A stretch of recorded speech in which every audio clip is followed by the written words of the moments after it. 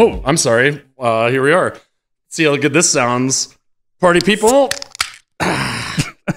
Hey guys, welcome to episode 97 of CMD Towers Brews and Builds. I'm Mr. Commodore 5, and my fellow host is known for his bloodthirsty blade, which in reality is just his favorite spork, bigTuck. I thought you were going to take that in a wildly different direction. Hello, cats and kittens. You might be noticing a slight increase in sound quality. I finally, due to our CMD Tower slush fund, have gotten a new microphone. So a few things just get out of the way here. First off, also mythic, and also coming for a Jimmy, and also here we go, and also blasted, and I think I had one more. Oh yeah, hashtag suck it and hashtag coward. We are talking about slimy, sweaty, and greasy carts. So if you guys couldn't tell, bigTuck just had an aneurysm. He might have just had a seizure, and I am calling for medical attention as I speak. I need Stout to come and put my wallet in between my teeth so I don't bite my tongue off.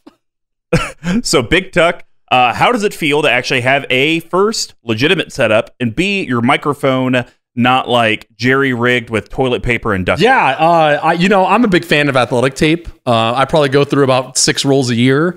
So I'm glad that I have a little bit more for my other projects here, and it's great, to be honest with you. I got the little amp here. I feel like I'm a real. I mean, I still don't know anything, and I'm still just a lunatic behind a microphone, right? Which is the most dangerous form of lunatic. But it feels good. It also feels good to be drinking this Sail Hayton Imperial IPA from Devil's Logic Brewing right down here in North Carolina. So happy Friday! So I'm doing great, Mr. Combo. How are you, sir? I'm good. By the time this episode will come out, it will have already happened. But in the past, I'm getting very excited because tomorrow is our 3-year anniversary with me and my fiance. And so if you guys are not familiar with Kansas City eateries, you should definitely Google 801 Chop House. It's probably one of the best steak places, in my opinion, in town. But, we went there on our very, very first date.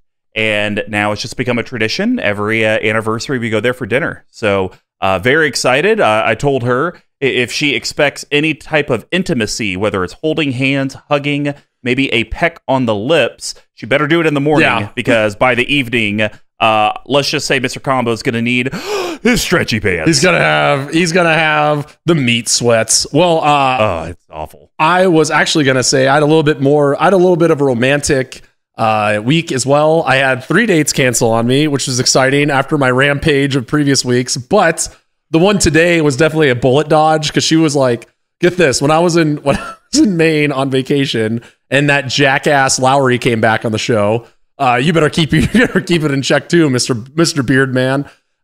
She called me, and my phone's on like do not disturb like all the time, right? So if someone calls me, I don't like a lot of times I don't even get the notification. And she was like, "Oh, sorry, I just called you." I was like, "Oh, all right. Like, why?" She's like, "Well, I wanted to hear your voicemail to see what your voice sounded like." I was like, all right."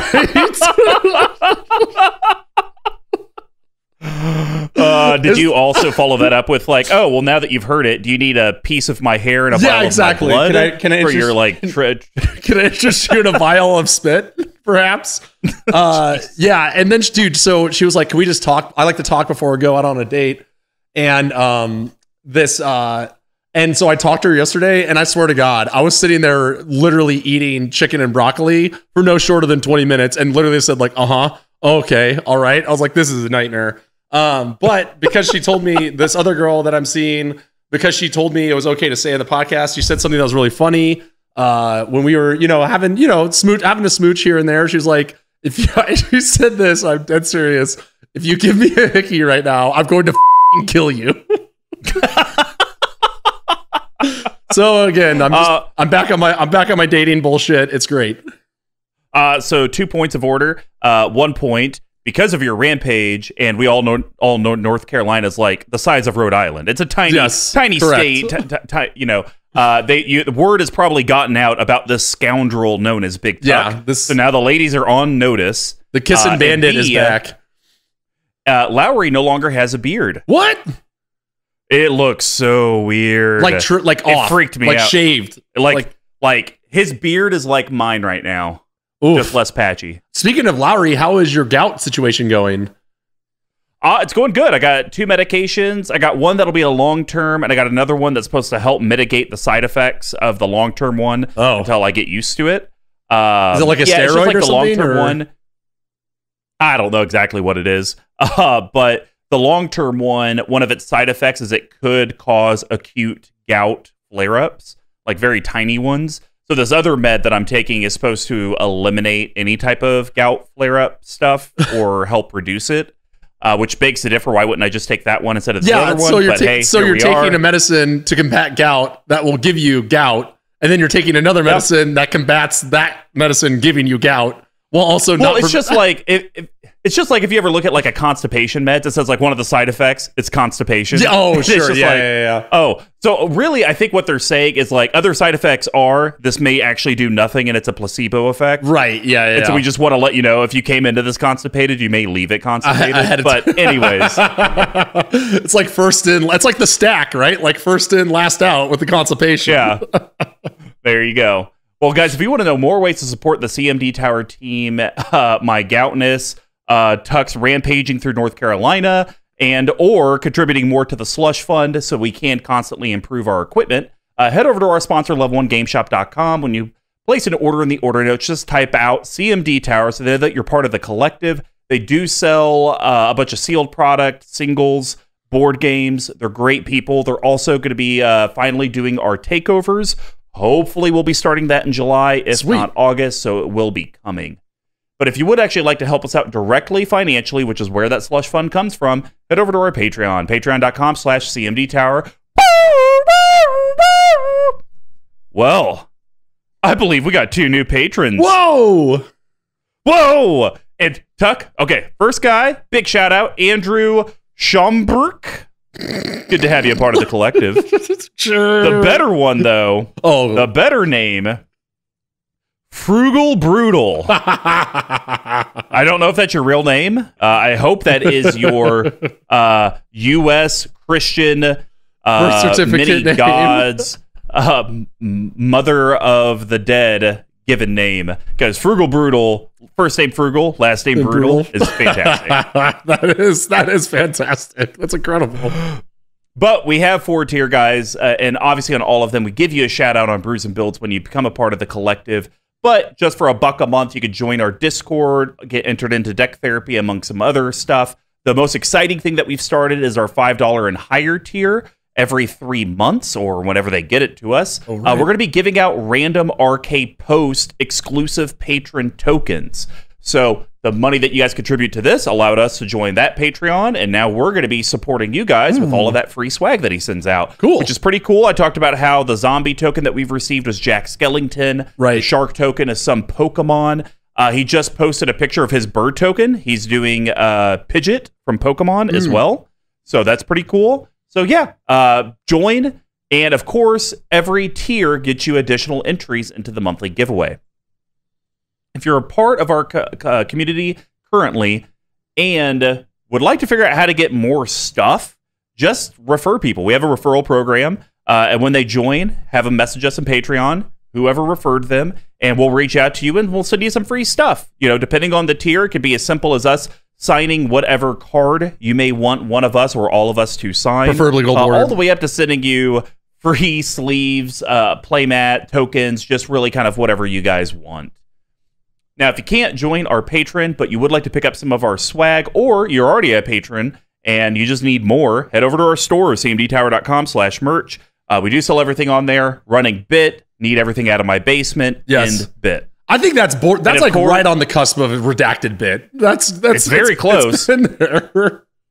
But here we are. Every episode, we want to give a big shout out to Redacted Bit. Thank you for Redacted Bit. Yep. And hey, stay tuned till the end so you can get details on how you could win that brand new giveaway from Level 1.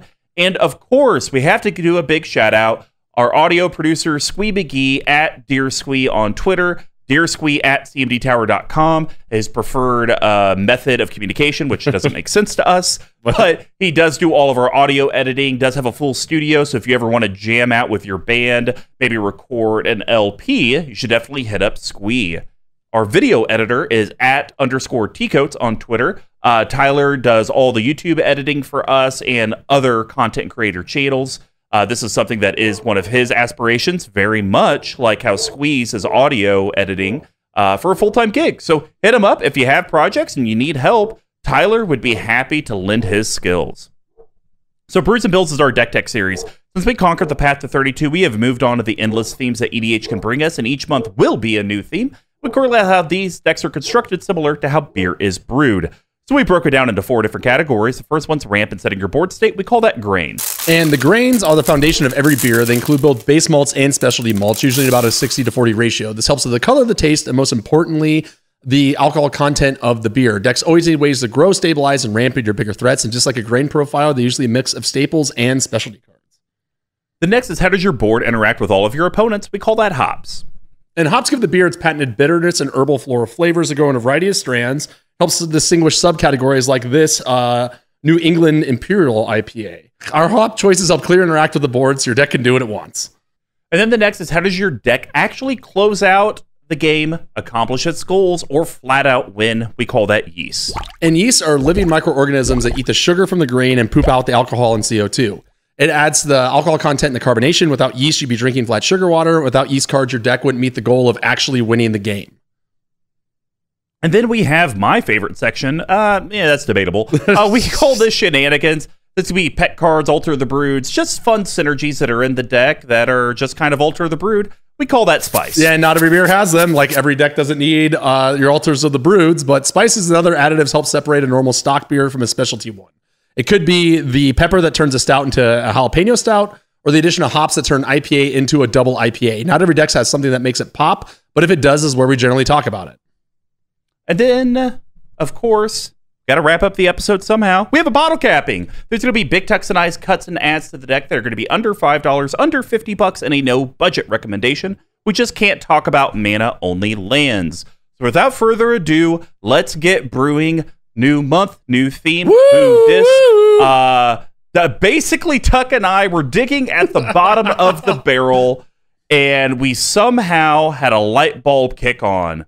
Almost every single Magic player has bought a Commander precon at some point in their career. Right. Whether you are a constructed player, and maybe you did it because it was cheaper to get the single you needed out of the deck for your 60 card. Maybe you're brand new to the format, you're doing it as a gift, but everyone's bought a precon at some point. So we thought, why don't we do a precon month and talk about the upgrades that we have personally done to our precons, because no one just plays a precon out of the box forever, regardless of what Squeeze says on news. Everyone usually does some upgrades. So, starting off against, of course, Globo Gym, is Average Breena's Gym. This is the new Orzhov commander from the Strixhaven Commander. And I will let you know, I got to stop you right there. The preferred nomenclature is Silverquill now. Thank you very much. What did I say? Orzhov. That's done. That's in the past, baby. Leave it on Ravnica. We're on Strixhaven. We're talking Silverquill. Yeah, I'm still old school, so we're going to call it Orzhov, just like I believe Mana Burn still exists. So we're talking about Breena the Demogogue. So bigTuck, why don't you read about Breena, and then I'll kind of talk about why I chose to actually upgrade this deck. Yes, Breena the Demogogue. I always think it's Demigorgon because that's a D&D thing, which we'll be getting into in, 2 weeks? Yeah, probably. It's a 1/3 flyer, legendary creature, bird, warlock. That's, of course, a mythic. About $5, but who knows anymore with these ones. Costs a colorless, white, and a black. It has flying, and then this is a thing that always trips people up because this is a very popular deck to play because it's very good. Whenever a player attacks one of your opponents, if that opponent has more life than another of your opponents, that attacking player draws a card and you put 2/1/1 counters on a creature you control. So, just FYI, for those out there, you can trigger this up to 2 times a turn. 3. Because if you attack, okay. No, you're right. 2, right? It'd be 2. Because one of your opponents has to, correct me, and this is important because this is a big argument that people get into with this card, and I've had to do this many times, where there is always going to be one opponent who has the highest life total or who is tied with the highest life total, correct? So yes, you have to attack someone that you have to attack either that less. one. You have to attack with less, right? Yeah, you cannot attack tied. Right. So whenever a player, if that opponent has more life than another one of your opponents. So, okay, sorry, it's the other way around. One person always has to have the lowest health or tied for the lowest health. So in a normal pod, you could potentially attack 2 opponents that have more life than the one. Yes. Okay. That is correct. It's so badly worded. Yes. So usually for a 40 life and a dash or 2, I'll play the precon straight out of the box, no alterations. I'm just trying to get a feel for them, right. you know. Watching deck reviews can only do so much. You need to be able to actually play the deck. And I think this was the first one that I chose to play, and then Mr. Magoo chose to play the Is It one. That's right. And the thing I noticed when playing this Orzhov deck, it's supposed to be this Orzhov politics deck, which it kind of is, but not so much. It seems more like, weirdly enough, Orzhov Voltron. Yeah. Because every game I have seen Breena in, whether I'm piloting it or someone else's, she regularly gets to above 10 power. Right. Oh, yeah, easily. It's still, no one does anything about it. They just continue on the path. It's so weird. And like, this is, I would say, from what I can tell, it's like this and Lorehold by far and away are the 2 biggest, which is the Boros deck, if you want to be, you know, an old fart about it. They're by far and away the most popular ones, right? Which is ironic because we may or may not be talking about a build on that in this very podcast. And yeah, I think every time I've seen this played, it becomes like the politics piece is there, but I think it's more used as like removal, right? Like it's like the politics help dictate the board so that you can get this going. And it's very rare that this gets removed, right? Like I've seen Breena get killed like once or twice, which doesn't make any sense because it's not helpful for anybody, right? I think people just get duped into thinking that it's going to be doing them a lot of work. And in reality, it just becomes a force in and of itself, right? Which is weird because it doesn't feel like the deck's built like that, right? Yeah, like the deck's definitely out of the box. The precon is built to be this Orzhov politics, like, oh, here's benefits for going and attacking other people, and like, hey, don't attack me. Mm-hmm. But then the way the deck actually plays, and it is very aggressive. Yes. But there's like enough Drogas sprinkled on in a line on the table that people are like, well, I could hit you, but I'd like to draw a card or draw 2 cards. Mm-hmm. So I'll attack this other stuff there, and then maybe I'll hit you for something. But, you know, I understand I don't get a benefit out of it. And let me tell you, man, it was pretty crazy. I was in a game where Sir Nathan was playing Breena, and I made a copy of Breena. So then we had 2 Breenas on the table, and it was just mayhem. It was absolutely crazy. The only other thing I'll say about the deck, too, is I like it because there's a lot of cards in here that, like, incentivize people for attacking you as well, right? And you kind of want that as well, which is an interesting, not like you don't want it, right? You never want to be attacked, but there are cards where it kind of gets built to being like, if you attack me, I get a lot of benefit out of it. So kind of, for me, when I've seen this, it's like, hey, I'm going to come at you with this 2/2. And you're like, okay, great. I'll take the damage and take the benefits that come with it. Interesting. Yeah. I mean, I definitely don't look at it that way where there's like any benefit. I'll be interested if you talk about the benefits for attacking me, because I only know of like one, and that only works if they attack you with everything, because then the thing just becomes huge. Oh, yes. But, you know, overall, it's been actually one of my favorite decks to play that's brand new. It doesn't seem way overpowered. It just seems like a good multiplayer deck. Yes. That's really the best way I could describe it. So from a deck construction perspective, we're at a 386 CMC. Little high, but it is Orzhov. Yeah. It is Orzhov. CMC breakdown, though, or mana colors, I'm almost perfect. Yeah, nailed it. Very close. Did you do that? Now, did you, and I see here you have like, did you adjust that after you put it in here, or did you just like eyeball it? Eyeballed it. Nice. Yeah. And then from a cost perspective, so we did, Tuck look this up. The precon of Breena, you can still get for $40-something, but we're talking about what the deck is worth. So the deck is worth a shade under $70, according to MTG Goldfish.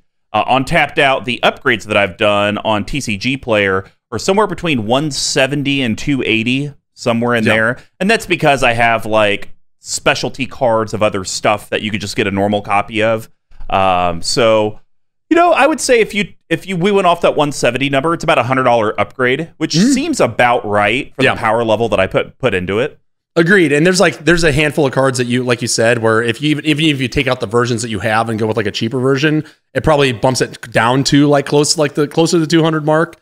And I think that this is definitely a deck that you can cut 6 cards out of tops, right? Some things that are meant for other commanders and sub them in, and it's still very powerful for a very, very limited budget.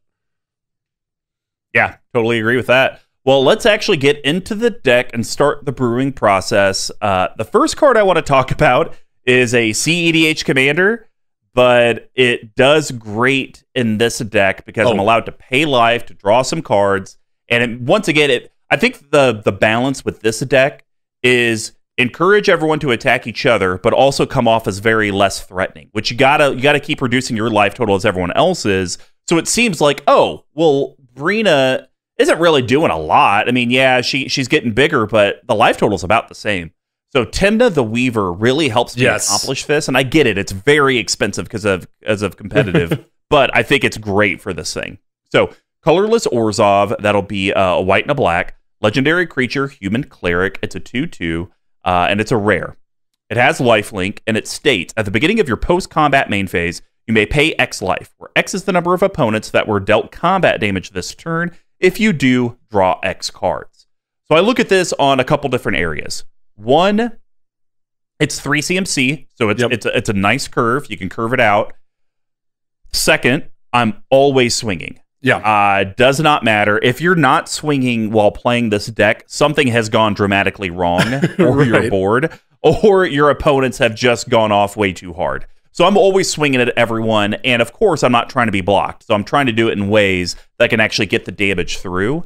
And then if I can at least, worst case scenario, at least pay 2 life every combat rotation, that nicks me down enough. But with Breena, I'm actually at a bare minimum going to be drawing 3 cards. I get it off at least one of the opponents that has a higher life than someone else. I get the 2 off of Demna. I'm getting the 2 +1/+1 counters. It's like this cool little combat synergy going on with my commanders. So Demna the Weaver, I think, is an auto-include. I get it why they didn't put it in the precon. Yeah. It's crazy expensive. But it has the argument that they could have put it in the precon as like a sneaky reprint, right? Because this you could run, if in some alternate world you could swap out the commander for her. If this was like the precon, right? And I think you hit everything pretty much on the head. The only thing I'll say is that we've talked a lot on this cast, and if anyone's looking for them, I still have 6 left to trade.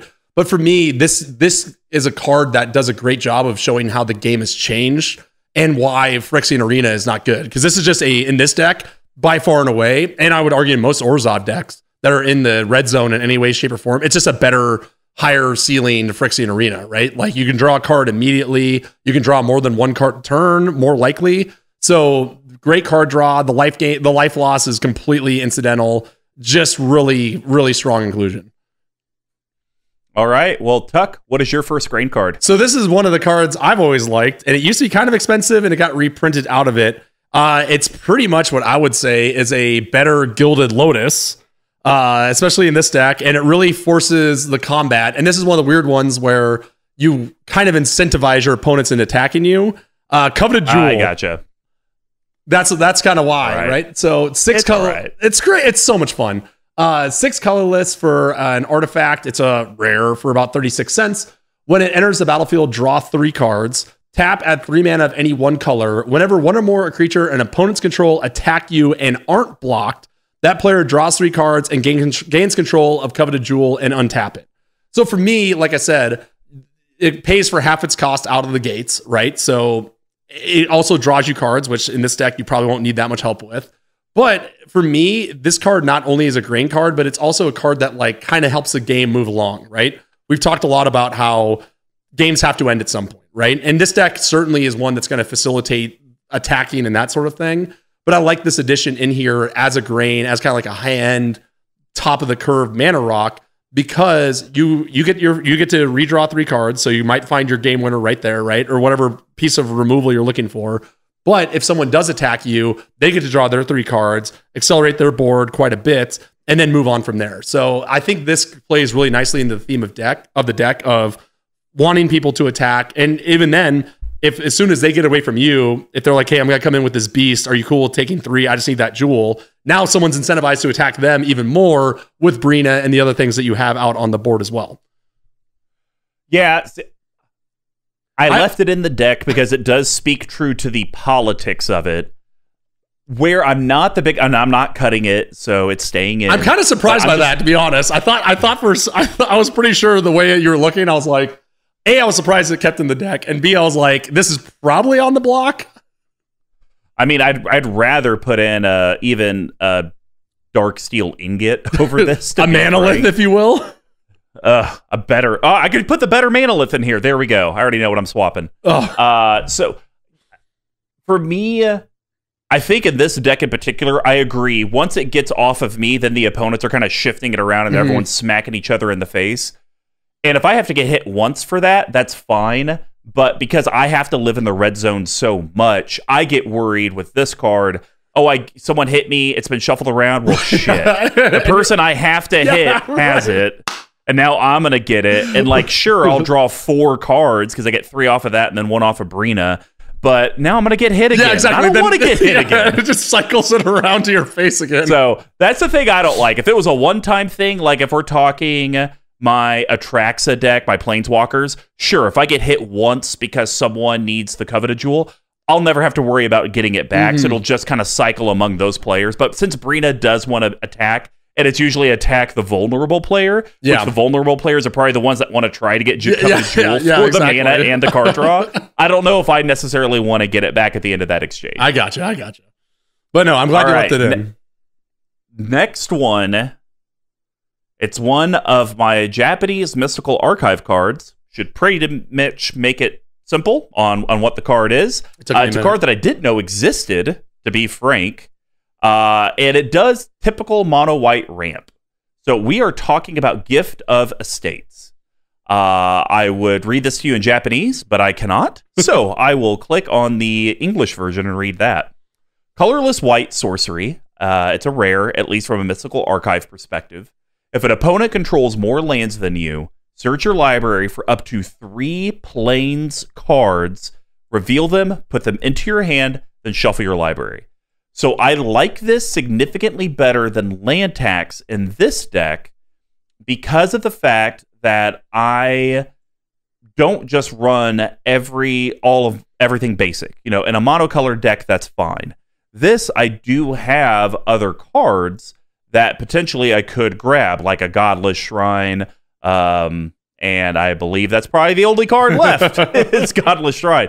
But as I continue to upgrade the deck, you know, it'll be able to go grab Scrub Land. It'll go grab the Scry Land. It'll go grab the Check Land. You know, I'll eventually get that stuff put in there. And the flexibility with this just being Plains cards, and someone just has to have 1 more land. It's not even like an opponent has to have 3 more lands or 2 more, or you know, if someone has more, you go get the difference. So maybe I'm only getting 1. The fact that I just get 3 and I can get duels is very, very good. And if you don't have these, the Mystical Archive versions you get for 35 cents. From Card Kingdom. Go pick them up because I guarantee you have white decks that probably need this. I think it's not as like like it's not like a fastball down the middle like the Phyrexian Arena versus, you know, Ancient Cravings or whatever argument, but it's similar, right? If you draw this late game, there will be someone who's out-ramped you, right? You'll be able to get your 3 lands, as opposed to if you draw a land tax late game, you're kind of like, awesome, whatever. Yeah, like great, a dead card that I'll just discard to some bullshit effect, right? So yeah, it's really strong. Refilling your hand. Always go get the 3. I think, is it 3 or is it up to 3? I think it's up to 3. Okay, so for those playing the home game, this is written as get 3 lands. Get 3 plains. It doesn't matter if you have to discard them. Yes, and for 2 mana, it's on curve. And there's so many ways that you can circumvent this with this low of a mana cost, right? I'm going to hold out to play my land until after I tutor, even though I already have 1 in hand, right? Just really strong, especially for the 72 cents or whatever it is that costs. Yeah, and I think to add to your point, Tuck, with the land tax argument late game, land tax with the basic land versus this just being plains is the big difference there, because literally in the game that we talked about on MTG Action 4 News with me, the Godfather, and Duff, the Godfather had that enchantment out to where whenever a face-down creature enters the battlefield, you get to go basically rampant growth to your hand with a basic. And eventually he ran out. He had no more basics. Nice. And so that's what's the nice thing about this is if you have your mana base done appropriately, like who cares if it's late game and you've run out all your basics, go grab your duels that you haven't grabbed yet. And to your point, Tuck, you can even go grab the cycling one, even if you don't need it. Right. It's in your hand. Now you cycle it and you just drew a card. Exactly. So lots of flexibility and very, what I would say, underplayed. Yeah, agreed. Tuck, what is your next grain? So this is another weird one that kind of incentivizes people to attack you. And it's quite cunning in the way that you do it. This is one of my favorite cards that got printed in the new set. I'm trying to talk about as many new cards as possible, but Cunning Rhetoric has a very high ceiling, mediocre-ish floor, which I'll get to, right? So 2 colorless and a black. Oh, also, I've talked about the floor to ceiling, that analogy, like 10 times in the last 2 weeks. So 2 colorless and a black for an enchantment. It's about $3. I'm guessing that'll probably go down. Whenever an opponent attacks you and or one or more planeswalkers you control, also oddly worded, exile the top card of that player's library. You may play that card for as long as it remains exiled, and you may spend mana as though it's any color to cast it. So similar in scope to Gonti, it doesn't matter if they remove this card, you still get to cast that for the rest of the game. And for me, this one is kind of like, I think it's kind of a sleeper. I think it reads a lot better than it actually is because I guarantee 9 times out of 10, it's going to be a land and you already played your land card or you don't need it or something like that. But on the off chance that you do get a nut draw or just something that even though you don't want it might shut their deck down, right? Like a card that they only have 1 copy of and don't have a backup, something like that. For me, it's worth it because you are going to get attacked in this. So you might as well get something out of it whenever any opponent attacks you. Well, I got a couple points here. First off, how does this incentivize people to attack you? It decentivizes people to attack you. But I'm saying you might want them to. I guess what I was trying to get at with that was like, you want people to attack you when you have this so that you start stealing stuff from off them, right? Well, of course. I mean, yeah. I want people to draw cards when I have Smothering Tithe out. Exactly. Like, I'm just saying, you want them to attack you. And you know, the other part, I think they had to word it that funky because they needed to make sure that it wasn't worded in a way that the and or, because if it was or, I think there might be some weird rules language. Like if you attack a planeswalker and a creature at the same player, like, do you get the trigger because it's or? Oh, sure, yeah. And then I think they added in the planeswalker piece just because they want planeswalkers to be included. And so this is their way of probably not having to deal with redacted or revised rules text 10 years down the line. If it said, and to your point, if it says it attacked 1 of your planeswalkers, then they're like, okay, I'm going to attack 3, and then you don't get the trigger, right? Yep. Yeah. So, but no, I like the card. The only reason I left it in the deck is because it is only 3 mana, and eventually I will be attacked, and so it's like, even if I only get 1 trigger off of it, you know me, I'm very big on removing my opponent's libraries, whether it's to exile, to graveyard, to my board, whatever it is, because the less resources they have, the less access they have to beat me, and that usually gives me more resources. So, great card. I actually don't see it dropping. It may drop a little bit over the next 30 days, but I see this eventually being like a $10 card. Yeah, for sure. I agree with that. Hopefully not, but who knows? All right. Well, my last grain card is a partner. Oh. So I thought this card would be cool because there is like this weird token theme kind of in the deck. And I'm not a fan of just having a bunch of 1/1s or 2/2s like some people are. I actually like to do something with them. So Krav the Unredeemed is really, really strong. And I know that because we've seen Frenemy Dan play it, and it's a nightmare. Glad you moved. Hashtag coward. Couldn't face me for a final match. And so Krav the Unredeemed, 4 colorless black, legendary creature Demon. It's from Battle Bond. It's a rare, and it's a 3/3. But it also has partner with Regna, the Redeemer. So when Krav enters the battlefield, you get to basically go search your library for Regna and reveal it, put it into your hand and shuffle. So one thing just to put out there, you could run these partners where you don't have the other color available in the deck. And then when you play the partner, you just get a free shuffle. So just a little news out there. Little hack for you. Yeah, little hacker. And so its activated ability is a single black, sacrifice X creatures, target player draws X cards and gains X life, put X +1/+1 counters on Krav the Unredeemed. So this will allow me, because I have multiple cards in here where we may or may not talk about them, where, hey, do this, make that many 1/1s or 2/1s, or whenever this dies, you're going to make this. And yes, I need stuff to attack with, but I want bigger bodies. I want more evasion. I just don't want a bunch of 2/1s, because it's not like I'm going to get individual creature triggers off Breena, because if that was the case, super broken and really good. At least in this semblance, I can sacrifice those fodder tokens, draw a bunch of cards, but then I also get to gain life and make Krav bigger. And the thing I'm most keen on is actually the gain life piece, because once people figure out the Breena rigmarole, they just realize, well, if we never attack each other, he never gets triggers. Right. And then he dies. So eventually that will happen when Breena gets big enough or you've done enough damage. So Krav at least gets me a little bit of life back. Yeah, it's really good. For me, I think there's a somewhat argument to be made that if you're running, especially most Orzhov decks, you might as well just put in Krav and the other partner, because they play so well with most of the things. If you get outside of those colors, it's a little bit more of an argument. But it's insane. And I've played this card before, and it just does bonkers. It gets humongous. It's kind of like your backup commander if you need it. Just does everything that this deck wants and more. All right, Tuck. Well, what is your last grain? So this is a pretty basic one, but this is another funny one that I'm surprised still is in here. You basic. Secret Rendezvous. So new card out of the block. So colorless white for sorcery. You and target opponent each draw 3 cards. And then it has flavor text for the first time, as read by Gideon, who may or may not be talked about later.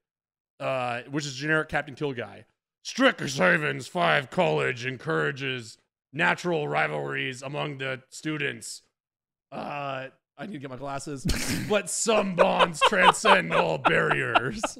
Where are they? Oh, they're in the other room. I took them off when I went to the gym. So I like this card a lot. Like 3 for 3 with a little drop. Like normally when you see this, it's like 3 for 2 and you lose some life, right? In most black decks. You know that's the only reason I left it in the deck. It's because it's 3 for 3. It's 3 for. I know, and you hate drawing cards. Or sorry, let me rephrase that. You hate individual one-time use drawing cards, especially when it doesn't pay back its equal return. Yes, right. So this again is like, I think this one speaks a lot more to the political theme of what this deck is supposed to be. But even then, you can find the person that needs a little bit of help, have a little bit of mercy, and maybe they won't attack you, right? They'll remember the time they draw 3 cards, or you can also be like, hey, you'll probably have a bunch of answers in your deck if you're playing Golgari or like, God help you, Simic.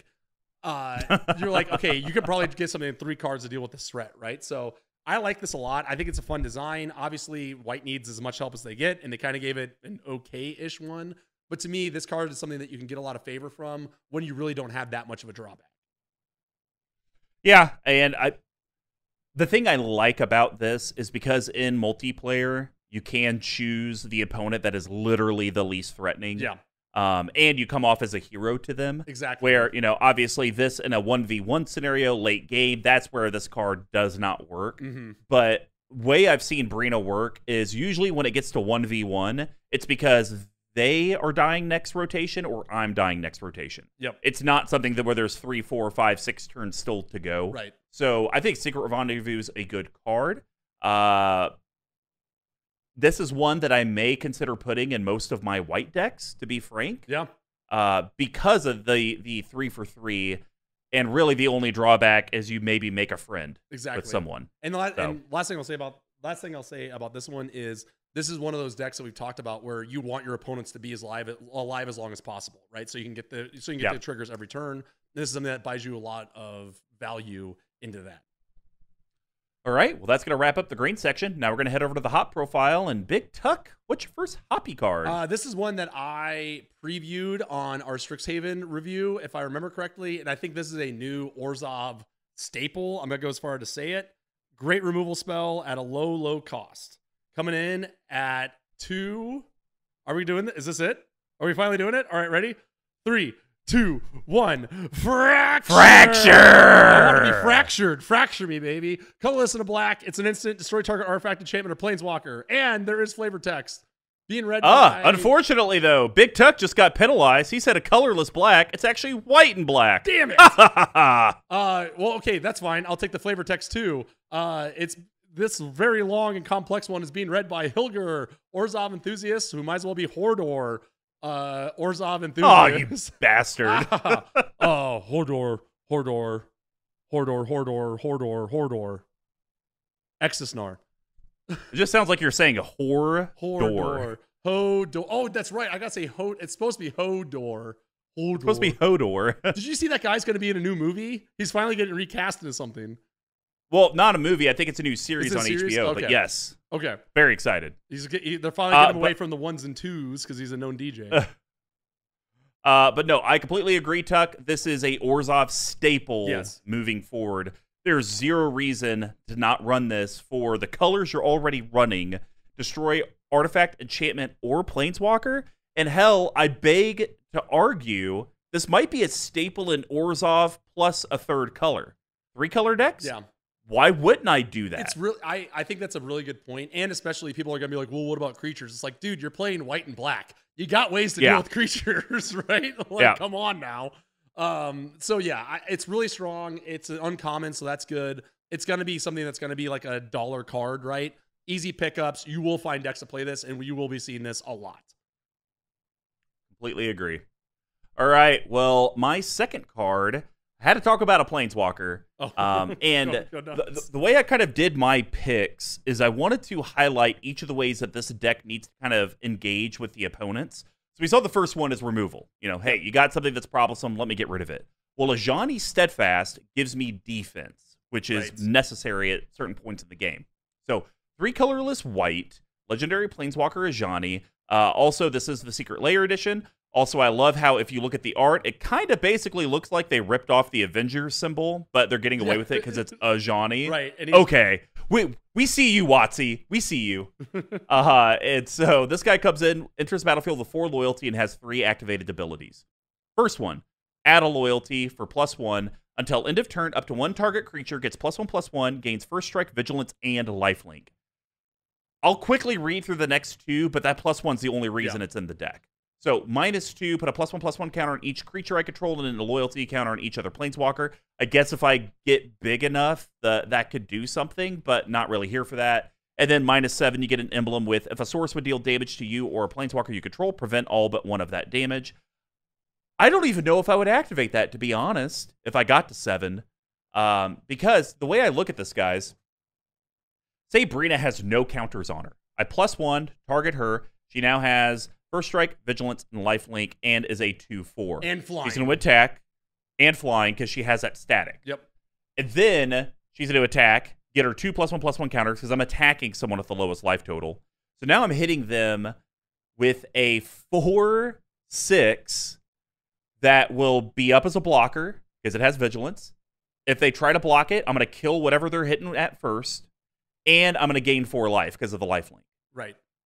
It does so much on so many levels, and I like this better than some sort of equipment or sword or boots, because planeswalkers, weirdly enough, are more difficult to get rid of than artifacts. Yeah.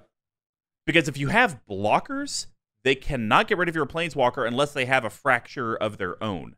Yeah. Right. But if it's an artifact, there's a myriad of ways to get rid of artifacts. So I think Ajani is a slam dunk in a Breena deck, only because the way that I have seen the deck play over and over and over again is Breena is constantly swinging every GD turn. Yeah.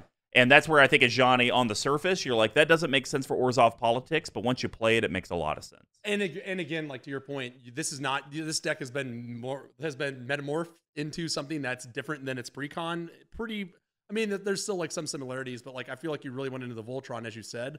However, you still have the token. You still have a decent token sub theme with your, a few cards we might get into in a little bit. So the -2 could also be like if your commander gets blown out over and over and over and over and over and over again, which it's going to. Now you have a way to make your, 1/2s, 2/1s, whatever the case may be, and like even a more scalable threat over time, right? So it'd be easy for me to understand, like, you do your Breena, then you +2 a Johnny twice, and now you can pump all your tokens 3 times effectively for free. Pretty good, right?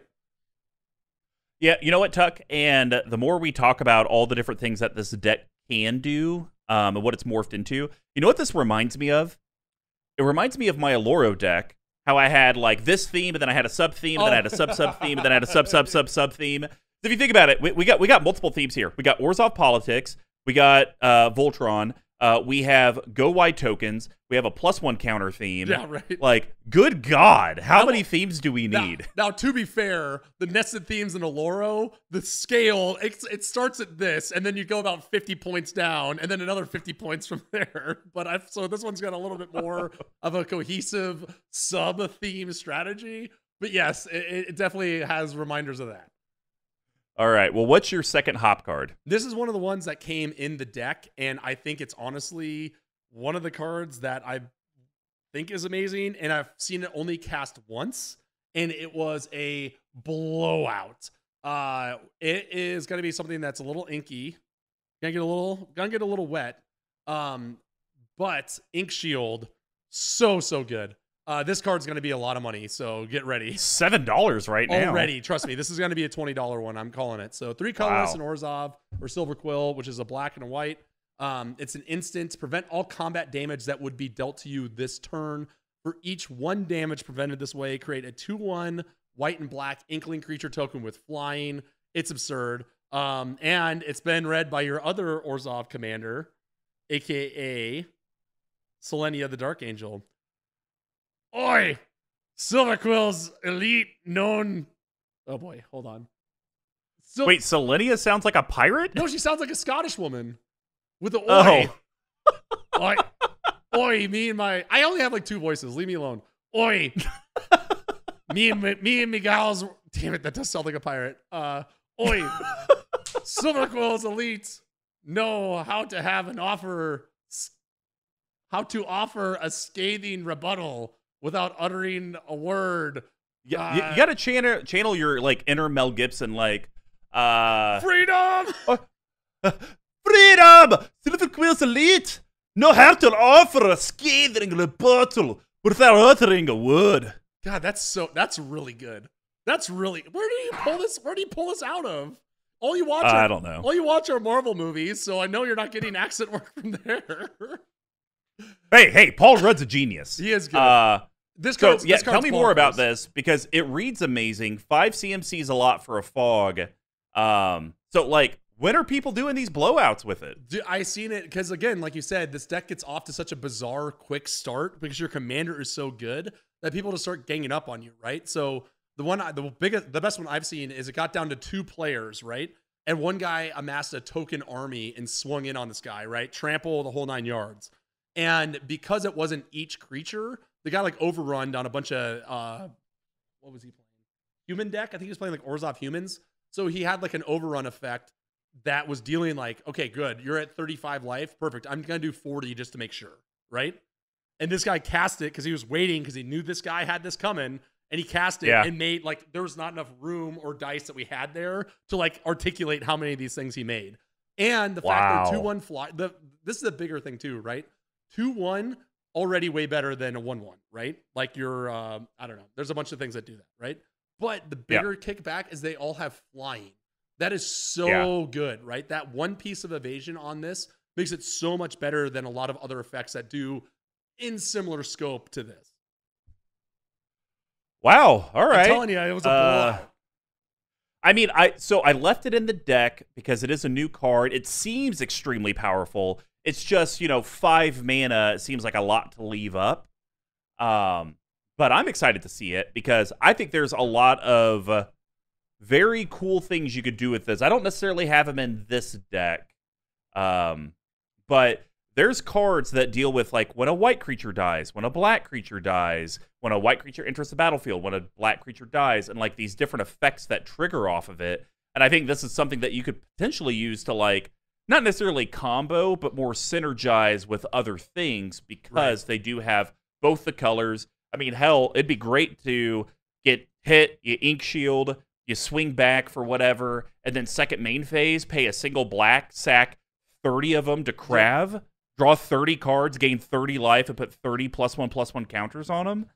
That seems amazing. There's a lot of cool stuff I think you could do with it. It's just the 5 CMC is what I get stuck on. I hear you, yeah. So I think that's why people, to that point, I've heard people say that same thing, and I think they're thinking short, right? They're like, this is going to be the card that's going to save me early game. It's like, no. This is the card that's going to, this doesn't save you as much as it does win the game for you, is the way I look at it, right? All right, fair enough. Well, my last one is a very meat and potatoes uncommon, but I love the effect because its flashback cost is less than normally you would have to pay to get this. So I'm a big fan of Unburial Rites, man. It's really good. I'm digging this thing. 4 colorless black sorcery. It's an uncommon for about 12 cents. It has flashback for 3 colorless and a white. So you can cast it from your graveyard for its flashback cost and then exile it. And it states, return target creature card from your graveyard to the battlefield. Yeah. And there is flavor text. Yes, and it is your old pal, Harry Carey. Oh, crave the blessed sleep. Do receive it. So the reason I really like this card is the 5 mana, return a creature from the graveyard to the battlefield. That's standard. Yep. That's pretty much what it costs to do that. But if there's a flashback cost, it's then usually sack 3 creatures, and then you get to do it. Or pay 7 total mana, 8 mana to do it. But the fact that it's like, hey, for 5, it's normal cost, you get to do it. But then we're going to give you a price reduction only because we added in a second color, and we understand that now you can't run it in mono black decks. Right, yeah. You have to run it in something that has black and white. So I think it's sneaky. I don't think this card will ever be expensive. No. But I think this is a card, because the colors are separated in CMC and in flashback. Don't call me crazy. I think you could run this in up to 5 color decks. Probably, yeah, if you care about creatures. Now, the only thing that I was a little, because there's some cards in here that really talk a lot about like the creatures you have, and you have some really strong ones. There's a little concern to me that you're going to have a lot of reanimation spells, but maybe not a lot of great reanimation targets, right? But again, if your commander costs a gazillion, then you can just bid it to the graveyard and then pull it back with this, right? And that's all. So this is like, this is cheaper to do it the 3rd time your commander's going to get killed, which it's going to. So it's like, it's another way to play around the commander tax. So it makes sense why it's in there as well. And I actually did pull off the early game, and I think I talked about this in For Life and a Dash a month or so ago, where I think it was turn 2, I needed to discard down to hand size and missed a land drop or something. I was like, oh shit, guys, I guess I'll throw Zatulpa in there. I'm never going to cast it. And then it's like 3 turns later on turn 4 or 5, it's like, oh no, I'll cast it. Yeah, exactly. And it's like, oh god, what do we do? Yeah, what are we gonna do? So that's the way I've noticed in this deck. It's hot or cold, but you know, sometimes Orzhov has issues getting lands. You're gonna miss land drop, so it's like you could bend those bigger creatures. But then the flip side is you look at the deck, it draws a lot of cards, and you're gonna have to discard down to hand size. Right. And knowing that you have 3 or 4 or 5 reanimation spells in the deck, I feel comfortable throwing the Zatulpa in the graveyard and not being concerned about it, because I know I'm eventually going to get something. And if I get graveyard hated, I get graveyard hated. You can't do anything about that in general. So I agree. All right, Tuck. It'll be a quick one. It's pretty meat and potatoes. Slash the ranks, 3 colorless and white for sorcery. Destroy all creatures and planeswalkers except for commanders. There's not a whole lot to talk about here. This is a deck, especially the way that you've built it and the way that you want to play it, really cares about the commander. Right? Like it really, so what else did you expect? It's a me deck. Yeah, exactly. Right. It's all top down. So that's fine. Right. And the argument's always made where it's like, well, what if someone else has a really good commander? You're like, perfect. I'll just, use one of my gazillion removal spells on it. Doesn't matter. Yep. But I think the planeswalker thing is big as well, because the planeswalkers in this deck are all very supplemental. I don't think you're going to go cry in the bathroom or go punch beer cans off of a railing if you get your own planeswalkers blown out. That cannot be said for a lot of decks, right? A lot of decks really hone in on having these like 1 or 2 or 4 very strong planeswalkers. So an efficient board wipe, that leaves you with your best card probably out there. And like we said, you don't have a ton of creatures that you really need. makes it pretty easy, pretty good inclusion in here. I think it's an interesting card. I don't think it's as good as people think, but I think in this deck it's really, really good. Yeah, I mean, I like this better than Wrath of God for this deck. Yeah, because I look at it and I want to board wipe as much as possible. And since we've already moved past it, like I have single combat in here. Right. I want to board wipe, but always make sure that my commander can stay. And if the trade-off is I wipe 30 or 40 creatures off the board, but you get to keep your Breya and you get to keep your Tolrand. Right. I'm actually okay with that because I've either removed a lot of your pieces that you needed to kind of do your thing, or I'll just now fly over you because there'll be someone who doesn't have flying and I'll continue the train that I want to be on. And it doesn't feel as bad because if I get to keep my commander, it's like, hey guys, I had to do it. Tuck was getting out of control, but don't worry. As long as you keep attacking the person with the lowest life total among opponents, you get to draw a card. You get to rebuild a lot quicker. So, agreed. Let's feel bads. Yeah. All right, guys. Well, that's going to wrap up the hops. Now we're going to head over to how this deck may or may not win the game, or Mr. Combo just crams cards that he had no place else to put in the yeast section. Yeah, that tracks for a fair amount. So I'm going to just start it off with the most glaring one. Came in a secret lair. Oh. I did not run it in a single deck because I don't run an artifact deck. Darksteel Colossus. Funny enough, it actually has done work in this deck. Really? So it's 11 colorless to play. Artifact creature golem 11/11, and it has trample and indestructible. And if it ever gets put into the graveyard from anywhere, you reveal it and shuffle it back into the library. So basically, unless it gets exiled, it never dies. Yeah. The thing that's really worked well with this is the same platform I put like Zatulpa on, to where big, splashy, dumb creature that its whole purpose is to live in the red zone, which is what I want to do in this deck with Breena. And it gives me a juicy reanimation target, but also, you know me, I'm very paranoid about mill. It protects me from mill, which is nice. It does. I will say this: it does not give you a juicy reanimation target because it will never be in your graveyard. Well, there are ways around that. So, okay, I'm interested. Yeah, instant speed. Yeah, goes in the graveyard. Abilities on the stack. You reanimate it. You're good. What instant speed reanimation do you have in here? I'm not saying it's in here. I'm just like, once again, this isn't the final product. I'm just giving you. I see. Okay. All right. Yeah, giving you the meat and potatoes. Okay.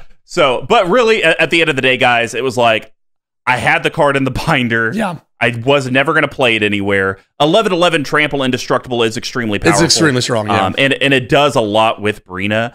And you know what? If I could replace this with a Kozilek, I probably would. Yeah. Or if there was some other, maybe a Razaketh, that would have been good.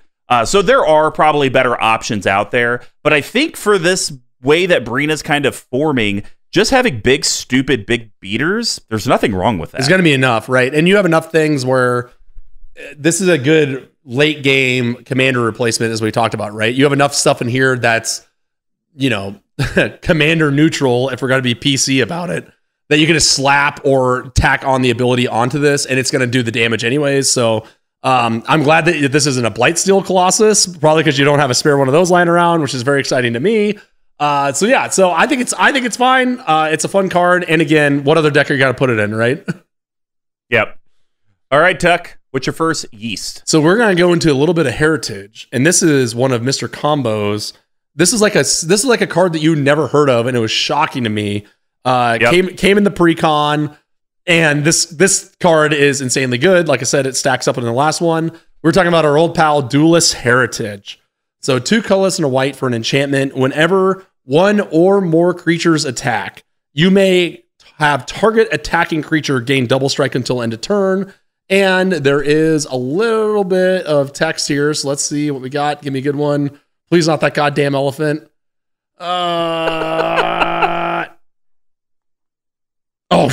Phew. Koth, aka the high voice Jack Canadian for grown-ups, one of our more obscure things that we have here. Hey, the best technique outlives their creators. Sorry. Mr. Bevers would be proud. Yes, exactly. And oh yeah, we might as well go have some poutine after this, you think? So yeah, this is one that came in the precons. I know you don't own a copy of it, even though you probably should. And it's just really strong, right? This is a deck where most of the time you're not going to be going super wide. Like we talked about, there are those themes underneath it, but for the most part, to me, this is like one creature, preferably your commander, going in the red zone and getting value, right? So for you, it gives you that pretty much straight away. However, this is also a deck like we talked about that incentivizes your opponents to attack. So you're like, hey, that like 5/5 that you're swinging in, what if I told you could draw a card and do 10 to this person who's like slowly getting out of hand? That flexibility into it where you don't have to do it as well, right? Where it's not like every turn someone has to get double strike because that can bite you right square in the ass. It's a really strong politics card. It plays well into your commander theme. All around, just a great inclusion in the deck. Yeah, there was no way I was going to cut it from the deck once I saw it. It is great. I guess I could probably put this in my Go deck. That would probably make a lot of sense. That'd be good. But, you know, I don't really do the politics thing a whole lot, so I don't know if I would just put it in deck. Slap it in there just for funsies, yeah. But, man, in this deck, because Nathan did so well with this card when he played his Breena deck a couple weekends ago, or whenever it was, and it was very much every turn, hey, where are you swinging that stuff? You want me to give it double strike? And they'd be like, yeah. And it's like, okay, we'll swing that there and I'll give it double strike. Yep. It's like, okay. And you just become the puppet master with all of your puppets. In turning, there's a difference between giving that creature a 1/1 to attack somewhere else and giving something double, right? It's so strong.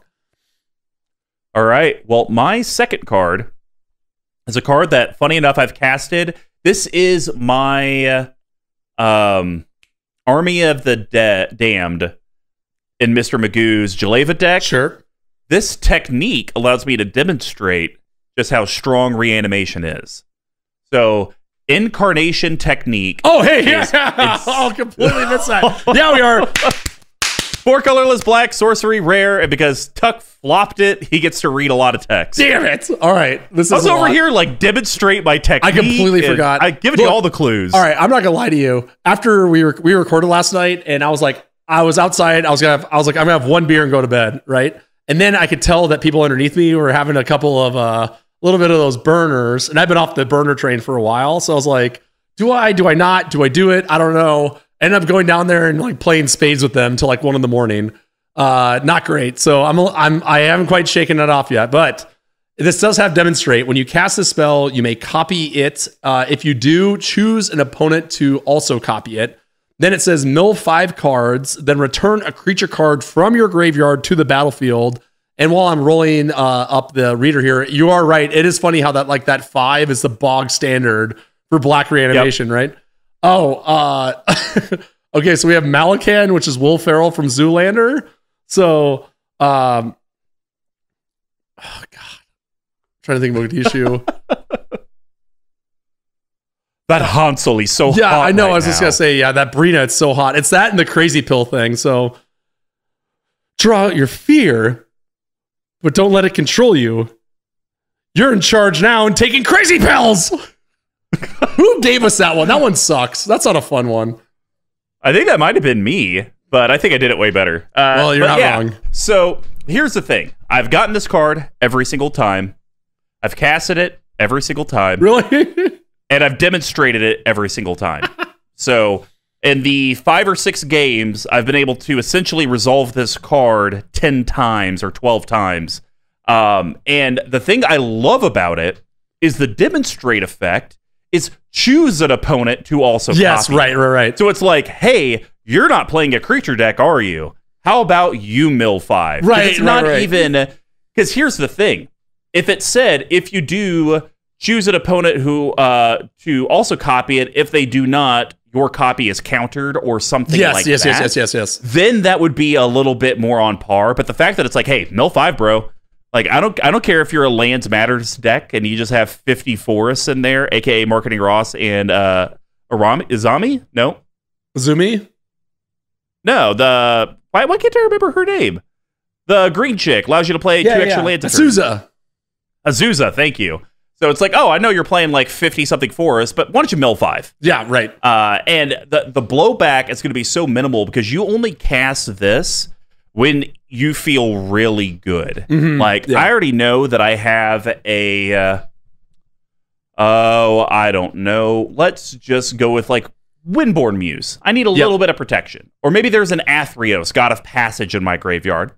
That's nice enough. But now I'm going to mill a total of 10 cards and get to pick something from my graveyard. That's very, very good. So that's why when you're talking about, I don't know if you're going to be able to like have the creatures in there when you have to reanimate targets.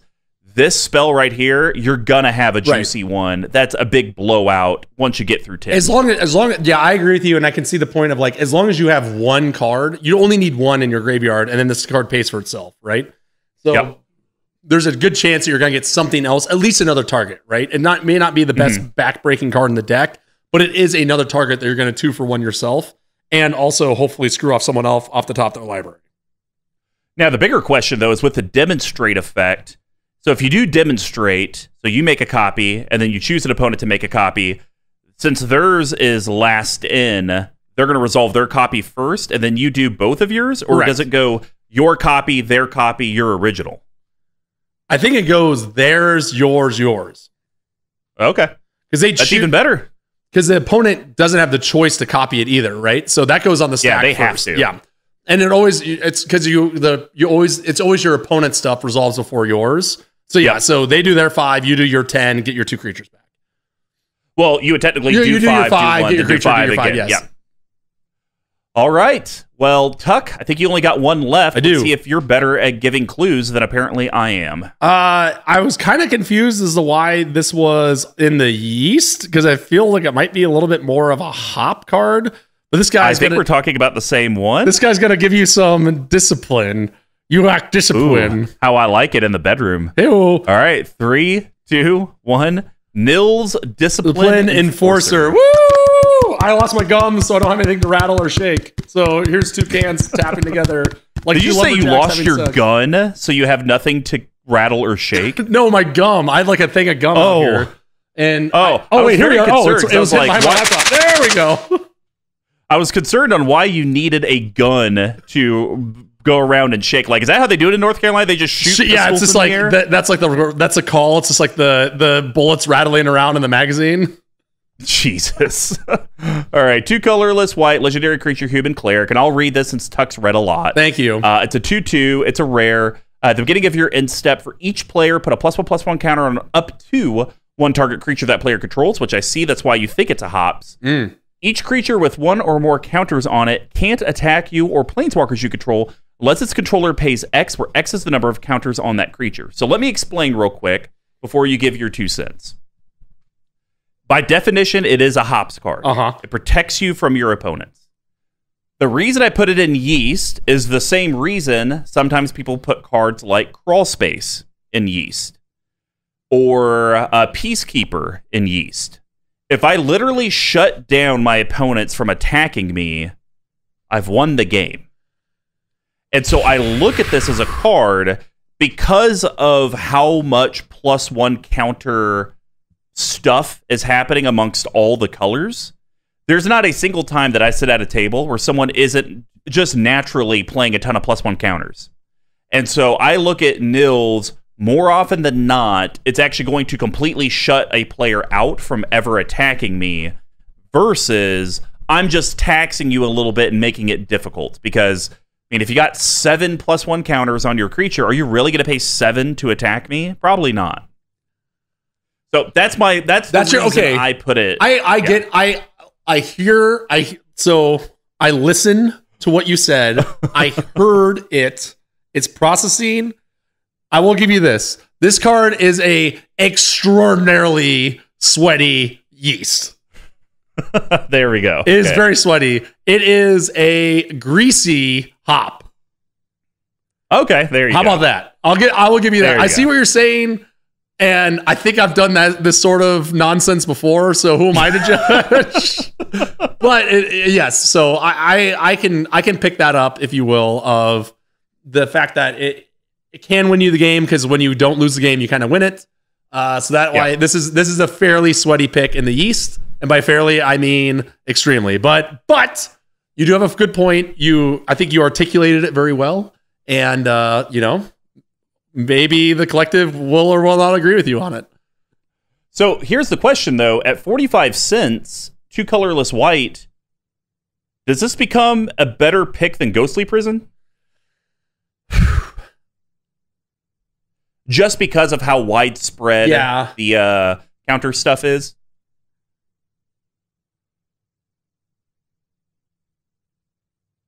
I don't think so. I think it's close, right? Okay. But Ghostly Prison...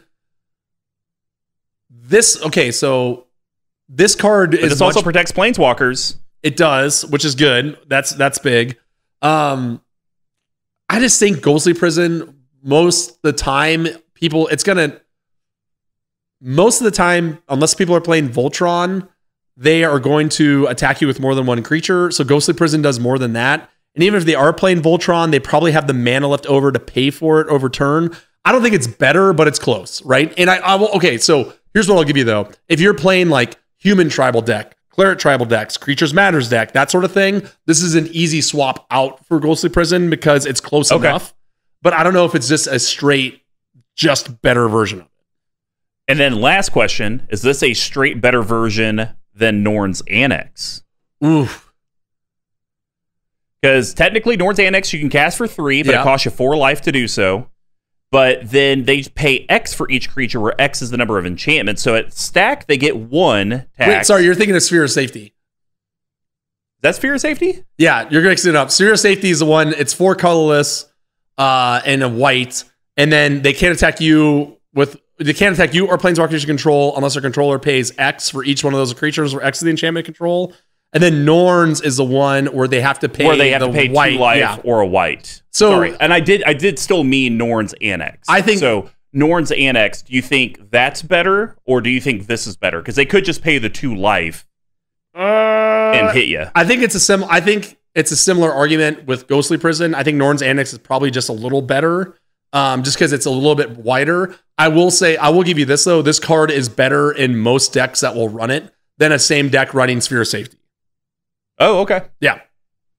Well, there we go. That's what I think. All right, guys. Well, that's going to wrap up the yeast package. Now we're going to head over to the spice. Tuck, what's your spice option?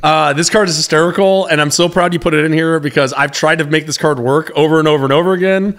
But they also counseled me about my legal matters of the Spirit Realm. So, Obzedat Ghost Council, colorless, 2 white, 2 black for a 5/5 legendary creature Spirit Advisor. It's a rare. The foil is about $1.50. When it enters the battlefield, target opponent loses 2 life and you gain 2 life.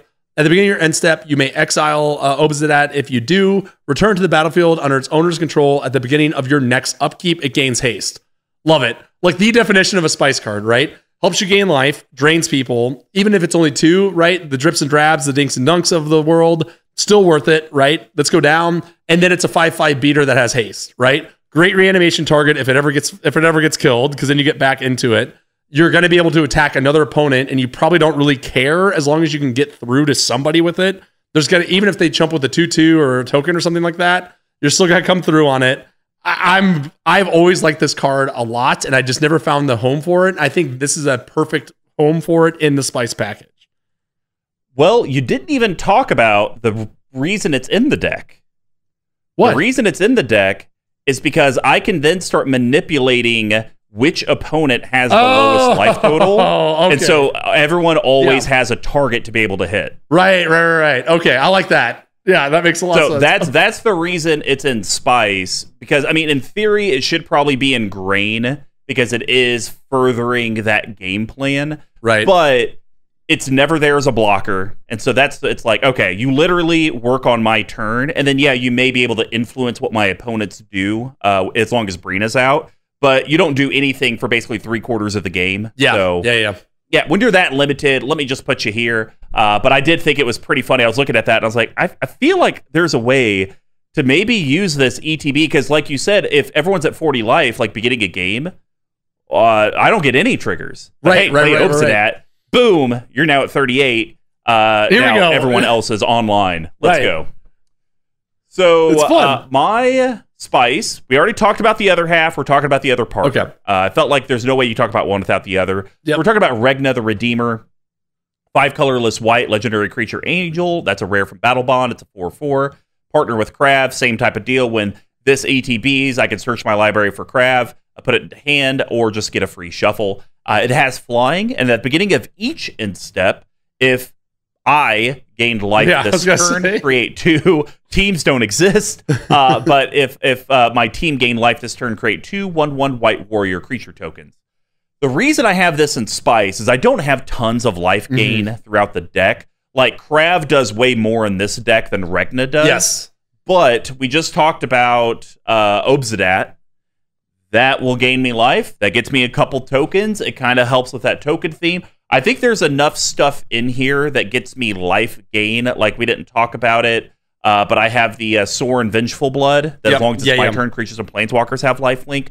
So I do think there's lots of ways for me to gain that life.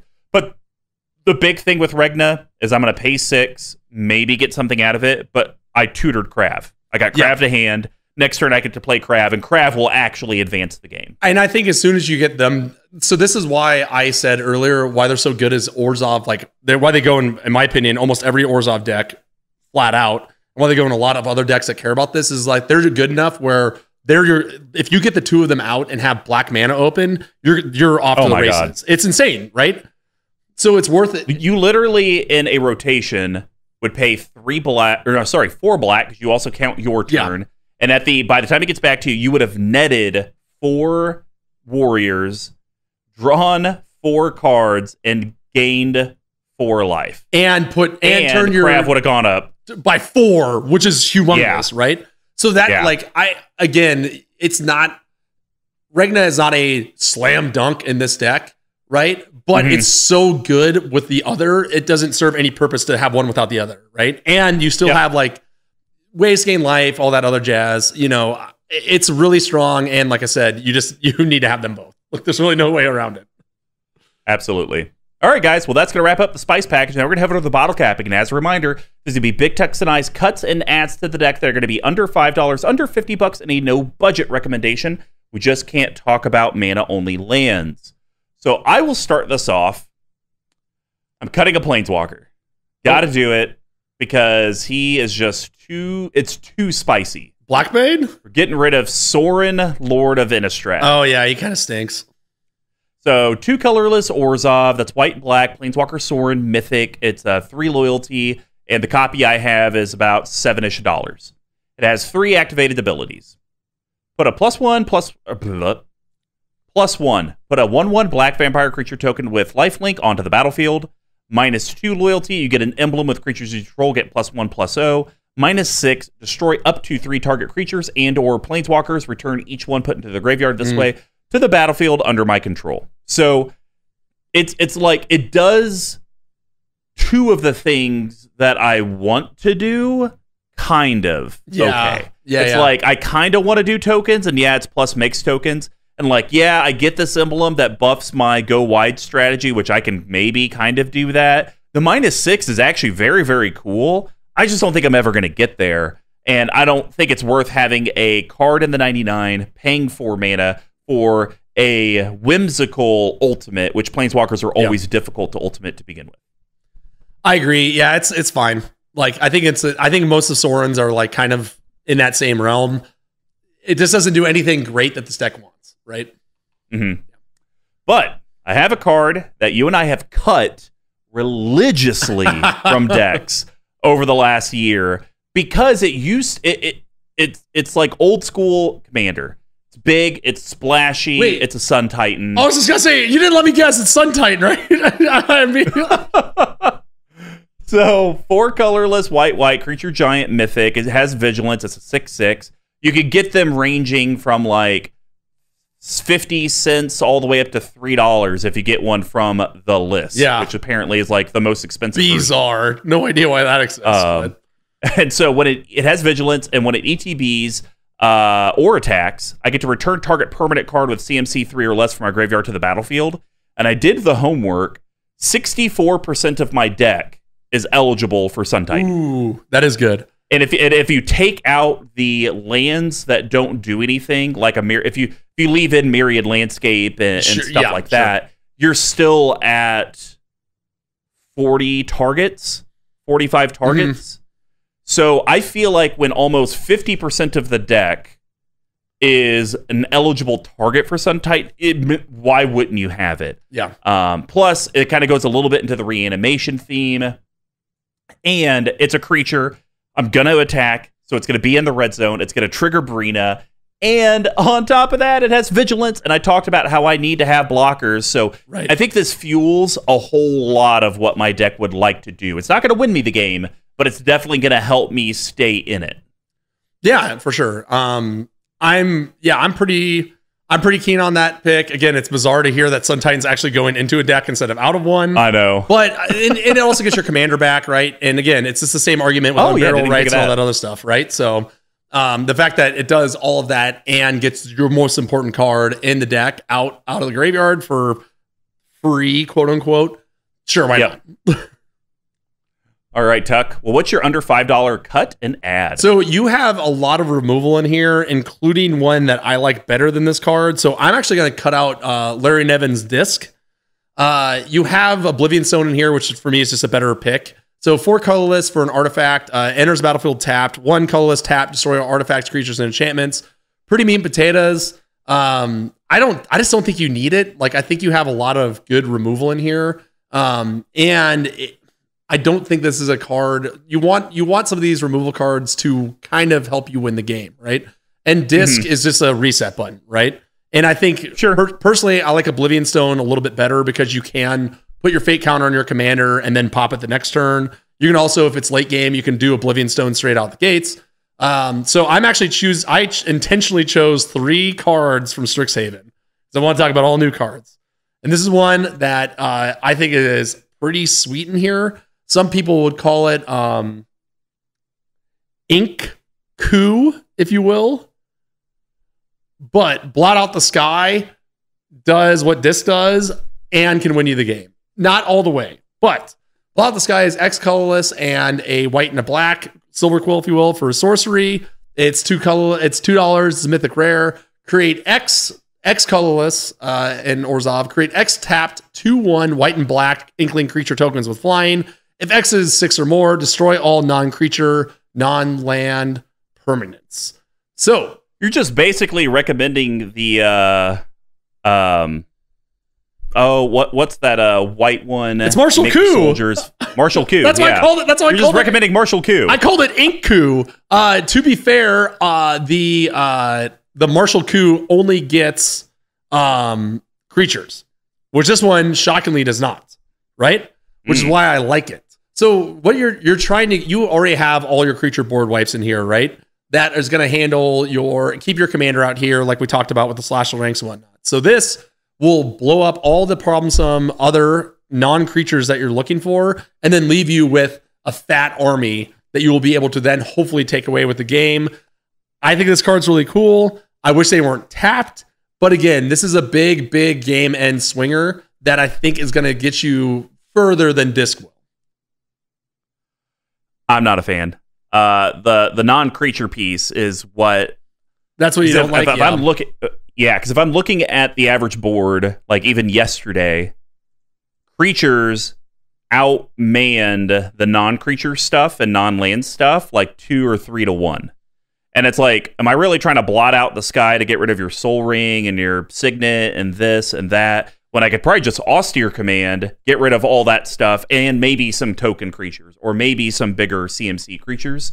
So that's the only thing I'm a little stuck on, is if it just said destroy all non-land permanents if it's 6 or more. Yeah, sure. Or hell, even if they wanted to make it more difficult and then say 10 or more, or then 8, that's fine. 8 or more, like, yeah. Well, like they could have gone with like a 5 or more, destroy all 6 or more, destroy all non-creature non-land permanents. If X equals 10, destroy all non-land permanents. Like subterranean like tremors, right? Yeah.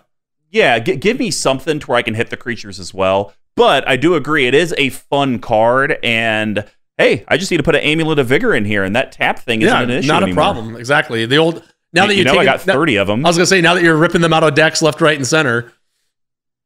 All right. Well, that's and then I didn't really get to give any thoughts on Neverall's Disc.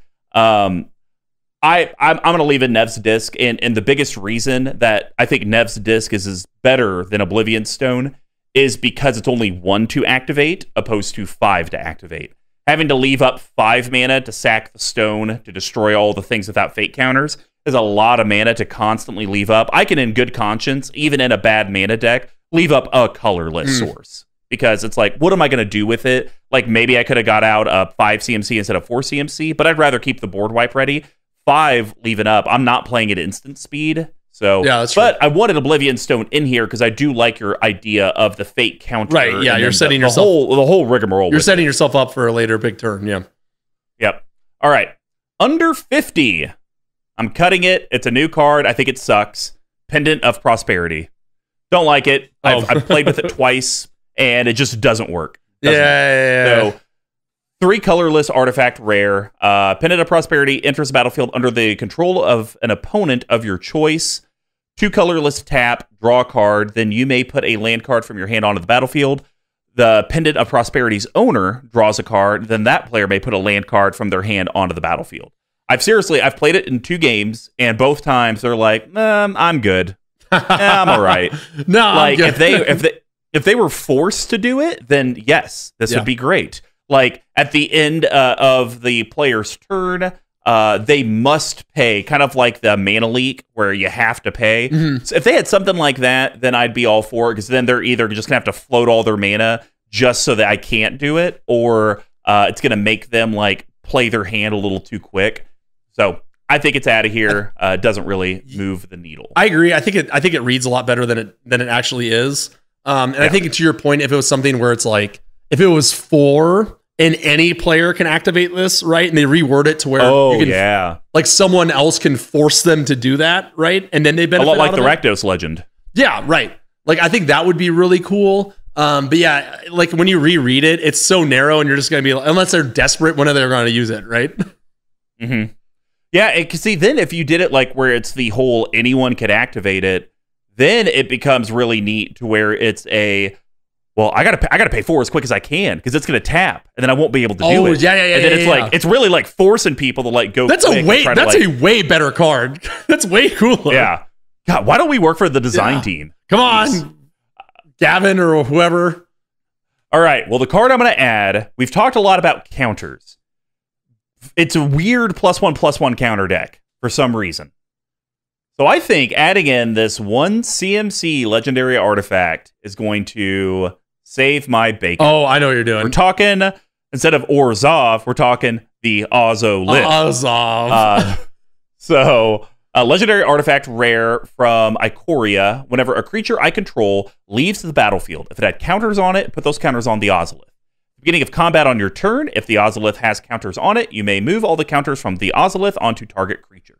So the reason I like this a lot is all the hard work that Breena does, building up those counters. She's about to smack someone for like 21 command, and then she gets murdered. The best removal card in all of Magic. Of course. Well, you just lost all the turns of people attacking each other, you living in the red zone, and now you don't have anything to show for it. You have to start from scratch. While putting all 21 counters on the Ozolith, and then I don't even have to put it back on Breena if I don't want to. I'll throw it on the Darksteel Colossus because it has Trample, or I'll throw it on Zatalpa with the Flying and Double Strike. It just gives me that flexibility, and the fact that it just says leaves the battlefield, not dies, exiles. Like, it doesn't matter what happens. If it's leaving the battlefield, I'm getting those counters to the Ozolith, and now this creates another removal target for my opponents, to where now they're having to decide, do I really want to get rid of that, or do I want to get rid of like Basilisk Collar, or like a Shadow Spear, or sort of Feast and Famine, some of these other gross artifacts that are out there? Yeah, I agree. It's really strong.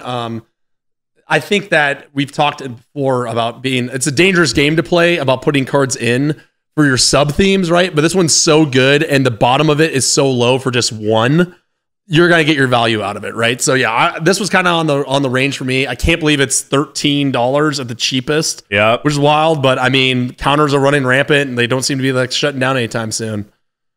No, sir. All right, Tuck, what are you doing for your 50? So there's kind of 3 options in here that I'm not particularly keen on. And this is the one that for some reason just struck out to me. But I'm gonna cut out Martial Impetus. So 2 colorless and a white for an enchant creature. Enchanted creature gets +1/+1 and is goaded. And then whenever a enchanted creature attacks, each other creature that's attacking one of your opponents gets +1/+1 till end of turn. You can kind of make the same argument for a lot of these.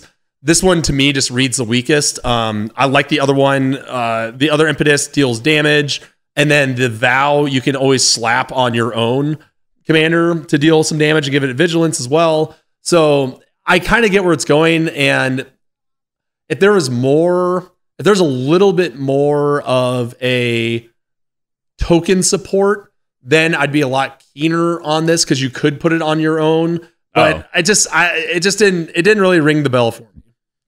Yeah, see, I left it in because the goat thing, obviously that fits into the politics. Sure, we don't need to get into that. But mainly, people sometimes get deterred attacking for Breena's trigger because they don't want their stuff to die. Right. So having the martial impetus, it's like, hey, I'm forcing you to attack. You can point the impetus at someone else, but the person with the life total that you actually want to hit, you can put all your other creatures at because they don't have to attack the same creature. Just attacking one of your opponents. Yep. Now all your 2/2s or 3/3s are now 3/3s and 4/4s, and they may be more inclined to go to that red zone. Yeah, that makes sense. I'm curious to hear what you're going to replace it with. So we're going to replace it with a, what do they call them? MFDC. That's also from Strixhaven. So I saw this on the stream for grownups from Star City Games, and it did work in one of these Orzhov decks. So I think that replacing it with Shalai, Dean of Radiance / Embros, Dean of Shadow is a pretty interesting pick. So the front half of this, Shalai, Dean of Radiance is a colorless and a white. Flying Vigilance, tap it, put a 1/1 counter on each creature that entered the battlefield on your control this turn. And then when you turn her on over, we have Embros, Dean of Shadow. Tap, put a 1/1 counter on another target creature, then it deals 2 damage to that creature. Whenever a creature you control with a 1/1 counter on it dies, draw a card.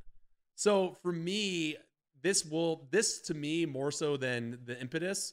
If you're trying to go wide and you're trying to build that up with your tokens, then you can do the Shalai bit, right? Then you're going to be able to put your tokens out and get like a bunch of them on it. If you do like your Ink Shield, that sort of thing, you're going to be casting your commander multiple times. So giving it an additional burst to me is worth it. And then on this side end of it, you can kind of use it as a removal if they have some troublesome Birds of Paradise or something silly like that. You can always put one on one of your big creatures because it's going to live through the 2 damage. And then this will be, when there is the inevitable board wipe, you're going to have creature tokens. You're going to have tokens on creatures you control, either from this, from your commander, from one of your other things. And then you're going to at least be able to draw a card off of it without taking any life or anything along those lines. Refill your hand, rebuild your board. So I'm confused. You're cutting the impetus because I don't have enough go wide token, but you're putting in Shalai, and the justification is because I have a go wide token fee. Exactly. That doesn't make any sense. But you will. So the impetus I don't like because I don't like that you have to do it on another player. This one's more focused on you, right? Like these 2 cards are focused on your side of the board, and then some slight removal. You don't have to do it on another player. I know. You can impetus your own stuff. But the other thing I didn't like about the impetus, and this is what I just remembered, it doesn't deal with tokens. It just gives them +1/+1 until end of turn. So if we were going to commit to a theme, I'd rather commit to a +1/+1 counter. So I saw this card. Here's my issue, and I can only say because I have played the deck a few times. Your umbrage? I'm not making a bunch of tokens, at once. So the fact that I have to tap her to put the counters on, and they have to enter the battlefield that turn, that's where it turns me off. Now, if it was a static effect, whenever a creature enters the battlefield under your control, put a +1/+1 counter on it, even if they had to errata it to say something like, during your turn, put a +1/+1 counter for creatures entering the battlefield, put some restriction, that would be fine. Yeah, I agree with the other side. It's just like if you need removal or if you want to have protection. But the biggest challenge I actually have, and it's with the set of Deans, I feel like unless they're your commander, they're somewhat unplayable. You're just doing them. You're just doing the one side.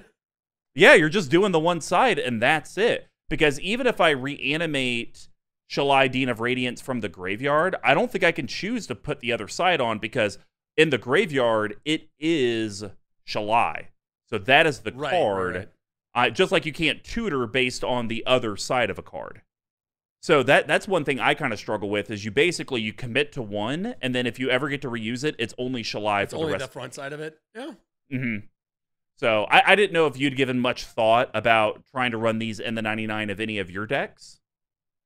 There's a couple. I think the black-green one's pretty solid, and then the white-red one I think has some potential. But honestly, I haven't looked. I have like a stack of cards this thick that I already need to go through. So upgrading to Strixhaven and Modern Horizons 2 isn't really on my radar, unfortunately. That's fair. All right, we're going on to the no budget, trying to wrap up the episode. I am cutting Armory of Iros. It just does not fit. It does, but it doesn't. 2 colorless artifact equipment, common. It's 2 pennies for a foil copy. Whenever equipped creature attacks, put a +1/+1 counter on it, and it takes 2 to equip. I don't know. It's only 1. It doesn't double the amount of counters. It doesn't do anything sexy. It's just that. It was on the list for me. I think the fact that it is an equipment gives it a little bit of wiggle room, but I completely agree with it. But I wanted to add a card. I've already tried to incentivize my opponents to not attack me through the carrot. But now I'm going to have to show them the closed fist. The stick, yes. And when I do that, I do it with no mercy. So we're talking 2 colorless black enchantment rare. I can get an unreadable copy from... actually, that looks kind of readable. From Amonkhet Invocations for $100, or I could just get the Urza's Legacy for 50. And it states whenever a creature successfully deals damage to you, which basically just means whenever a creature deals combat damage to you, destroy it. I feel like this is a great card to have in the deck over the equipment, because I plop this. It's an enchantment, so it's hard to get rid of. And it's like, hey, you guys caught on to my game. Right. I'm over here. I'm kind of like Emperor Palpatine and Senator Palpatine. It's like, oh, you finally saw me in my true form. Well, if you want to try to hit me, you can, and you will hit me, but I will kill your stuff. It will get destroyed. Is that a trade you're willing to make? This card's like borderline black staple if it wasn't $50, and even if it is, it's like, so what? Desperately needs a reprint. It needs a reprint so bad because it's so strong, but I can understand why they don't. And yes, like, not only are they going to have to pay mana to attack you, they're also going to have to give you a card off the top of their library, and that creature ultimately isn't going to die, or ultimately dies. Makes a lot of sense. Yeah, No Mercy is really, really strong. Do you think No Mercy could be one of those? Because they have put some high-dollar cards in Secret Lairs. Could we see that in, like, a Secret Lair? 100%. That would be, like, the perfect way to do it, right? Because I was talking with Rocketing Moss about this, and, like, in each set, they put in, like, that one, in each Secret Lair or whatever, they give you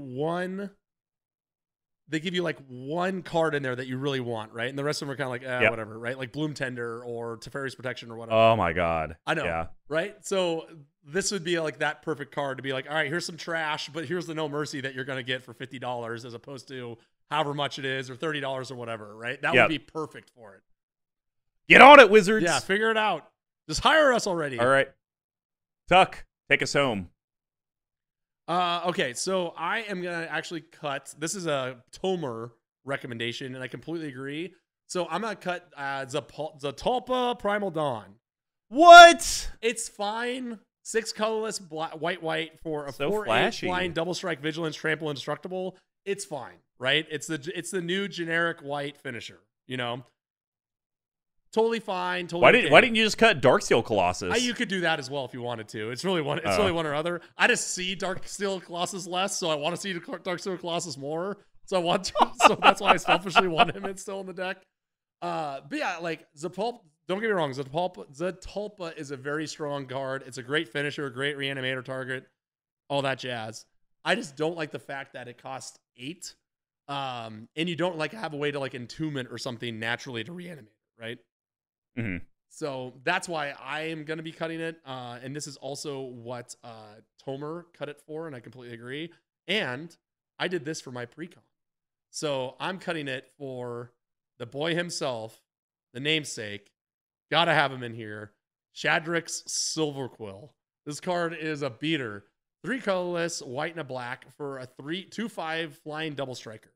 Then at the beginning of combat on your turn, you may choose to. Each mode must target a different player. Target player creates a 2/1 white-black Inkling creature token with flying. Target player draws a card and loses a life. Target player puts a 1/1 counter on each creature they control. So for me, this card naturally plays into all the themes we're talking about. Manipulating the table, slight +1/+1 counter theme, and slight token strategy. And it's about $5 right now. And on top of that, it's a 2/5 flyer with double strike. You got to put it in here. It's a namesake. Well, okay, so here's the thing. 2/5 double strike doesn't compare to 4/8 double strike, Okay. first off. Second off, it's also indestructible. This isn't. Fine. And question, because we've never had this wording before. May choose 2. So if you choose to do it, you have to do 2, correct? You have to do 2. Yeah. So yeah, I mean, the Tulpa's a fine card, but it's boring, right? It doesn't. But here's the thing, though. We didn't talk about it, but I have things in here like Odric that with all the keywords gives it to everything, and Zatulpa is keyword soup. So like there's synergy with that. I think I would rather, and I know you're going to hate this, I'd rather cut Darksteel Colossus for this if we're trying to do that, and if you're trying to stay more theme-based, because Zatulpa provides more to the deck than Darksteel does. Darksteel was literally just let me throw it in there. Or even if you wanted to cut Necropolis Regent, that could be one to replace this dragon with. Because, I mean, it is a 6/5 for 6 with flying, and it does some stuff. So I think there's things in here, or even God Eternal Aketra. Yeah, that could be that was on the list. So God Eternal was on the list. Both the Odrics were, because they're, like you said, like you kind of have 1 foot in on both of these things. So if you're playing a Voltron deck, then neither of the Odrics are really going to help you. They're only going to work when you have your token sub theme. Well, no, because I have 25 creatures in the deck. I'm swinging with other creatures, and that's why I left them. That's why I left them in, because I looked and saw the creature count. So what either if you want to do, I just cut Zatulpa because it's fine. You can cut. I think cutting Darksteel Colossus kind of makes more sense. Like I said, it's just more fun to see that deck out in the wild. Anyway, you cut it though, you gotta get your boy Shadrix in here. He's got to come. He's got to guide. He's got to guide Breena into doing the political shenanigans and machinery and machinations the deck desperately needs. Well, what this episode definitely needs is to be at the end. So thanks for making it. And as promised, here's some details about the brand new giveaway from Level 1 for July. We're actually giving away 4 Mystical Archive Japanese alternate art cards. Ooh, cool. And every episode, we are actually going to announce one of the cards. So today, I'm here to announce, very excited, that we're going to be giving away a foil Japanese alternate art Growth Spiral. Oh, everyone sweet. likes Growth Spiral. Yeah, everyone likes Growth Spiral. Great card. Yeah, Simic, draw a card, play an extra land this turn. Why would instant speed? Seems nice. And to enter, it's super, super simple. Just promote the content we produce. You get an entry for every interaction you do with us out on the social media, being a part of our Patron community, just all different sorts of things. But we will announce the winner on MTG Action 4 News August the 4th and our Twitter account soon after. And yes, we'll do these giveaways every month. It just depends on what Level 1 will hook you guys up with. We would love a 5-star review, a subscribe on whatever consumption platform you're watching or listening to us on, whether it's on YouTube, Spotify, Apple Podcasts, you name it, we're there. If you'd like to reach out to us and find more ways you can enter into the contest, here's how you could do that. You can reach me at Mr. Commodore 5 on Twitter, all spelled out except for the 5. bigTuck, where can they reach you when you don't put your phone on Do Not Disturb? These weeks have been like records of things I've been posting to Twitter. I am on there at bigTuck tweeting. I was having a great chat with old pal Mr. Bevers about some stuff. And who is the most recent out of touch celebrity you have wished a happy birthday to? That is a good question. I gave it to, hold please. Lance Reddick. Star of Godzilla versus King Kong, where he was like third build and in the movie for literally one scene. Oh my god. You could reach our main account at CMD Tower on Twitter as well. We will have a website where this deck listed will be posted at cmdtower.com/BNBE97. And that's also where you can find our whole back catalog and even see our most recent tweets from the crew. Basically, just type in Coveted Jewel, Magister of Worth, Duelist Heritage Tower.com. Squee McGee, if people want to find out, get a hold of your Manolith commentary, how would they do that?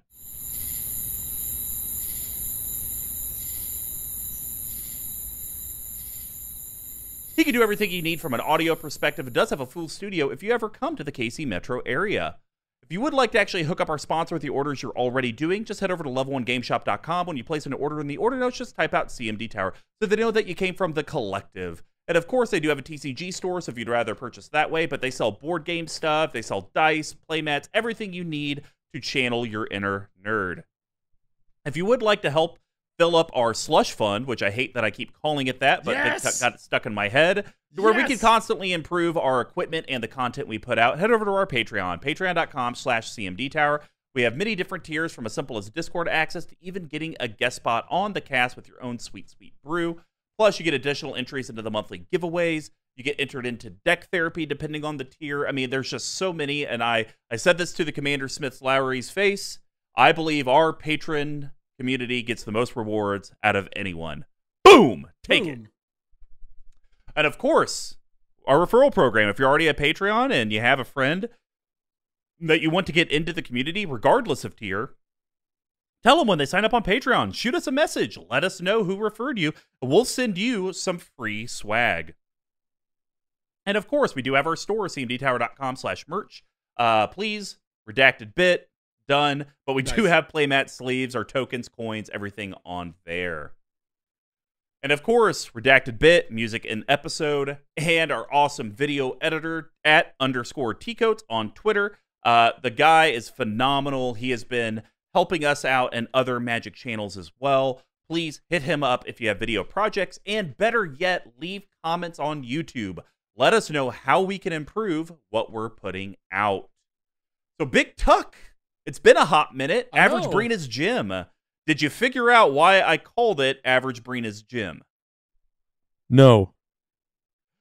So the whole idea behind it, because I didn't want to give it away too much before we get into the dialogue, is that really this isn't a politics deck, and Silverquill is not a debate school. It's a straight-up fight club.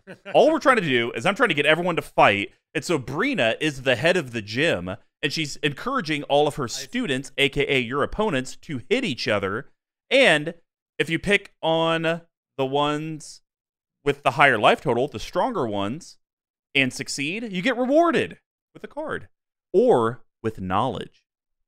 It's a little sweaty, but I'll take it. No, these decks, all these decks are great. I think this, like I said, I think this is a really, really fun take on Orzhov. It kind of gives it the best of all worlds for it. I think that this deck in particular has a lot of different ways it can be built, right? A lot of different strategies that you want. You know, the commander is very strong, obviously, as we've all seen. But you know, you can build it to be more fun, to be more like Group Hug if you wanted to. So I like your take on it. It's very very direct, and not dancing, not playing the Wall Street and Washington game. So yeah, no, it's fun. It's good to see that you left some fun cards in here and made it room for some new adjustments. The biggest thing I find funny about this Tuck is Orzhov was one of the last colors for me to build on my path to 32. And I think I did that a year ago. And now here we are within a year. I've now made another Orzhov deck. You wish you just would have waited? Oh, hell no. I love my Selenia the Dark Angel deck. That deck's hilarious. But I just think it's hilarious that it took me forever to build. Actually, it happened with both. Izzet and Orzhov were two that I was not excited to build. Couldn't figure out how to do it. I finally did it with Brutaclad and Selenia, and now, literally 12 months later, here I am with my second Izzet and Orzhov decks. So, way to go, Wizards. You suckered me in. Now I'm going to go cry into a pillow. Bye-bye. Bye.